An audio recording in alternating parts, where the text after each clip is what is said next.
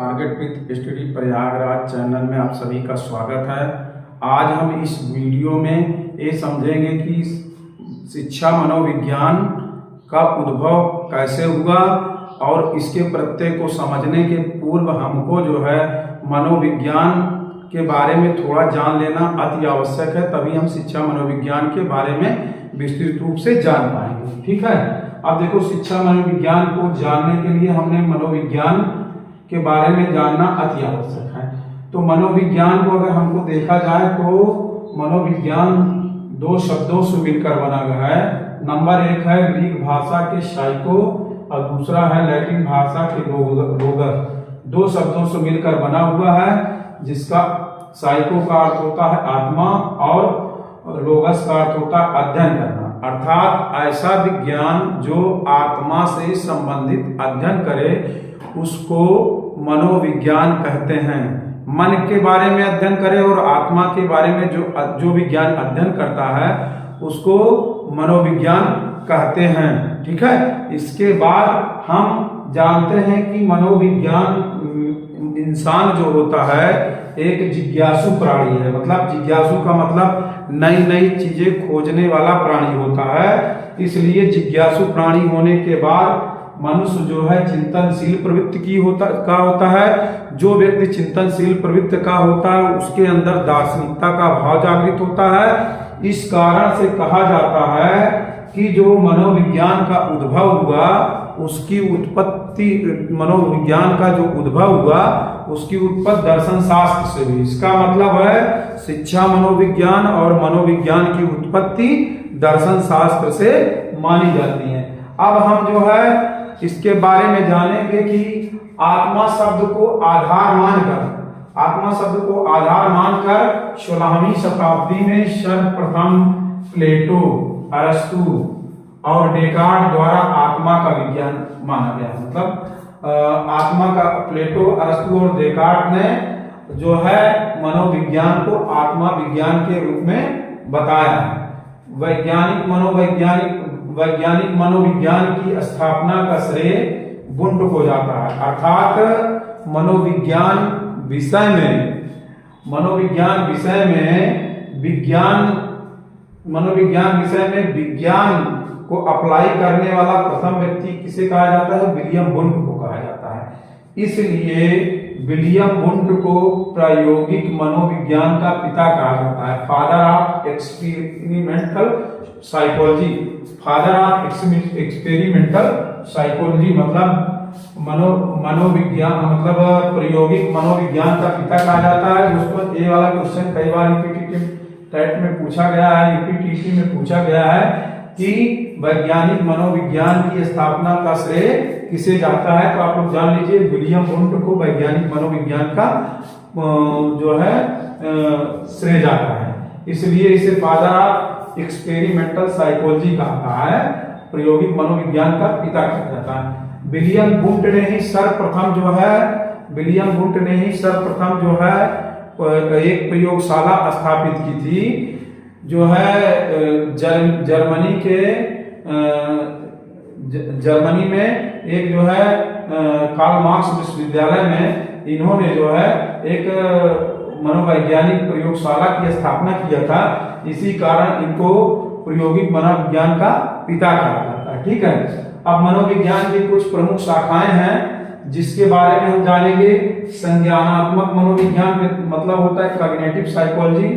तो संज्ञानात्मक से संबंधित, जिसमें हम ज्ञान से संबंधित बातों का अध्ययन करते हैं, उसे संज्ञानात्मक मनोविज्ञान कहा जाता है। आगे हम पढ़ेंगे संज्ञानात्मक विकास का सिद्धांत। पियाजे का संज्ञानात्मक विकास का सिद्धांत इसी के अंतर्गत आता है। उसके बाद दैहिक मनोविज्ञान का मतलब हो साइकोलॉजिकल साइकोलॉजी। इसका मतलब होता है जो फिजिकोलॉजिकल, जो डॉक्टर जिस का प्रयोग करते हैं उसे दैहिक मनोविज्ञान कहते हैं। नैदानिक मनोविज्ञान का मतलब होता है कि कोई व्यक्ति किसी स्तर पे जो है मानसिक रूप से परेशान है, तो उसको इस नैदानिक मनोविज्ञान के माध्यम से कोई व्यक्ति बहुत अवसादग्रस्त है, चिंताग्रस्त है, तो उसमें मनोवैज्ञानिकों के द्वारा निदान बताया जाता है, उपचार बताया जाता है। विकासात्मक मनोविज्ञान के बारे में बताया, डेवलपमेंट साइकोलॉजी में बताया जाता है कि बालक जब जन्म लेता है और जब तक इस पृथ्वी पे रहता है तब तक कुछ न कुछ सीखता रहता है। इसलिए जैसे जैसे वो विकसित होता जाता है, बड़ा होता जाता है, उसके सीखने की प्रवृत्ति बढ़ती चली जाती है और एक जीवन पर्यंत चलती रहती है। इसके बाद आता है लास्ट में हम लोगों का शिक्षा मनोविज्ञान। शिक्षा मनोविज्ञान का मतलब होता है कि जब हम बालकों के शैक्षिक गतिविधियों से संबंधित हम अध्ययन करते हैं, मनोविज्ञान में जब हम शिक्षा से संबंधित चीजों का अध्ययन करते हैं और अध्ययन करने के बाद क्रमिक अध्ययन क्रमबद्ध रूप से अवस्था के अनुसार जब हम अध्ययन करते हैं, वो हमारे शिक्षा मनोविज्ञान के क्षेत्र में आता है। इस प्रकार से शिक्षा मनोविज्ञान अब हम लोग जो है पूर्ण भूमिका बना चुके हैं कि जैसे शिक्षा मनोविज्ञान का और मनोविज्ञान का उद्भव पूर्णतः देखा जाए दर्शन से हुआ है। दर्शन से होने के कारण व्यक्ति को बताया गया है कि व्यक्ति जो है विचारवान प्राणी है।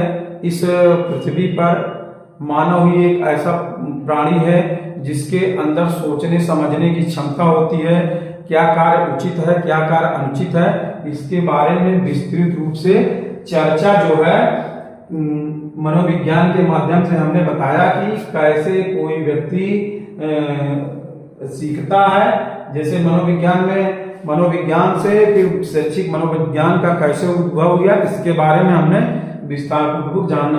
अब आगे की वीडियो में हम मनोविज्ञान से संबंधित कुछ परिभाषाओं पर जिक्र करेंगे। धन्यवाद। समझते हैं कि शिक्षा मनोविज्ञान क्या है।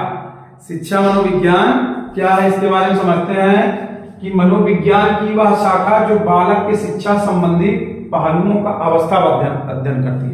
अर्थात शिक्षा मनोविज्ञान में बच्चों के पहलुओं से संबंधित मतलब स्टेप बाय स्टेप अध्ययन होता है। बाल्यावस्था, किशोरावस्था, युवावस्था, इस आधार पर जो है शिक्षा मनोविज्ञान बच्चों को अध्ययन करते हैं। यह शाखा वास्तव में इस अध्ययन पर बल देती है कि किस आयु वर्ग में बालक कितना, क्या और किस तरह आसानी सीख सकता है। इसमें ये होता है कि बालक जो है किस आयु वर्ग में उसको कितना सीखना चाहिए, क्या सीखना चाहिए, क्या सीखना उसके लिए उचित है, क्या सीखना उसके लिए अनुचित है, इन सब बातों को वो सीखता है। इसका मुख्य अध्ययन बिंदु बौद्धिक विकास है। शिक्षा मनोविज्ञान का मेन टारगेट होता है बच्चों का बौद्धिक विकास करना, अर्थात उनके मानसिक विकास से संबंधित कार्य करना है कि बच्चा हमारे द्वारा जो बात बताई जाए, बच्चा कितना सीखा है, कैसे सीखा, इसके बारे में। और उसके बाद संज्ञानात्मक क्षेत्र से संबंधित होता है, संज्ञानात्मक ज्ञान से संबंधित बातें उनको जानकारी होनी चाहिए। उसके बाद संज्ञानात्मक से संबंधित अभी हम एक सिद्धांत पढ़ेंगे, जैसे जीन पियाजे का संज्ञानात्मक विकास का सिद्धांत। उसमें जो है कैसे बालक कैसे किस स्टेज पे कितना सीखता है, उसमें किस तरह की बौद्धिक क्षमता का विकास होता है, इसको सीखेंगे। इसके बाद है इसका अध्ययन शैशव काल से वृद्धा अवस्था तक है, यह क्योंकि मनुष्य जीवन पर चलता है, मतलब सीखने की प्रक्रिया जो है मनुष्य में जीवन पर्यंत चलती है। इसलिए जो है यह जो है शैशवावस्था से प्रारंभ होकर के वृद्धावस्था तक, जब तक इंसान इस पृथ्वी पर रहता है तब तक सीखता रहता है। अब हम जानेंगे कि शिक्षा मनोविज्ञान एवं मनोविज्ञान से संबंधित कुछ महत्वपूर्ण परिभाषाएं जो परीक्षाओं के लिए महत्वपूर्ण उपयोगी है और परीक्षाओं में बार बार पूछी जाती है। जैसे वाटसन के अनुसार है कि वाटसन ने कहा था कि तुम मुझे एक बालक दो, मैं उसे वो बना सकता हूं जो मैं बनाना चाहूं।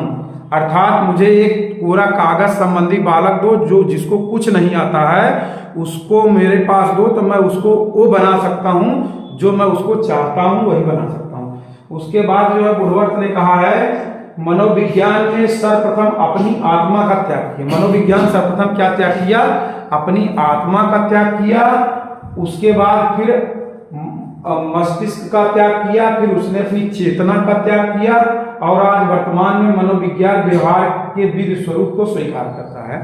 मतलब मनोविज्ञान चेतना को त्याग कर दिया और उसके बाद मस्तिष्क का त्याग किया और जो है आत्मा का त्याग किया। और वर्तमान समय में जो मनोविज्ञान है ये विधि का स्वरूप धारण कर लिया है। इसको किसने कहा है?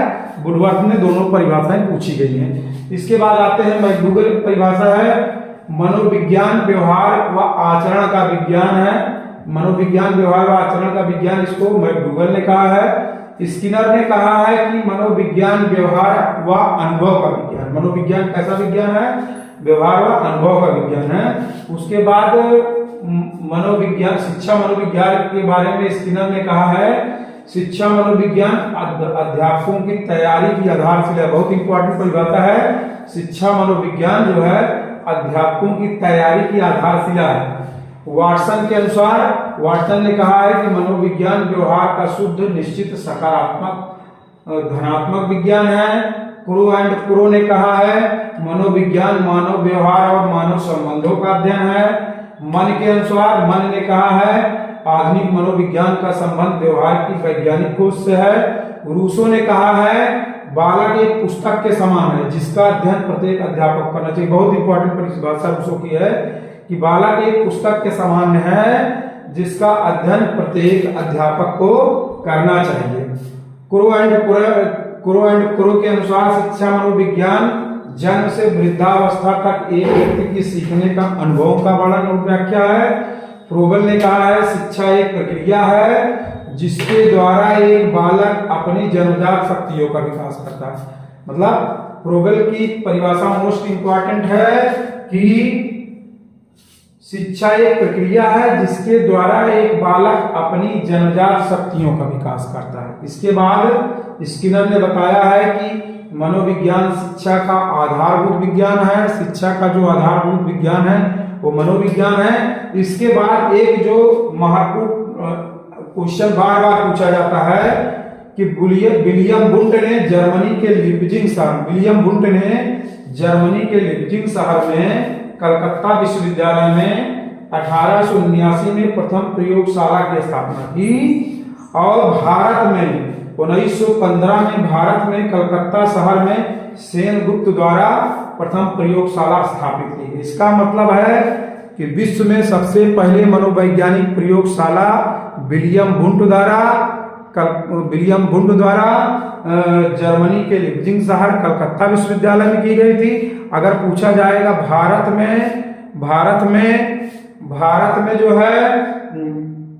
जो है सबसे पहले मनोवैज्ञानिक प्रयोगशाला कहाँ हुई तो कलकत्ता में 1915 में सेनगुप्त द्वारा की गई थी। ठीक है, आज का वीडियो दोस्तों यहीं पे समाप्त करते हैं। हमारे चैनल को सपोर्ट करिए, सब्सक्राइब करिए। नमस्कार।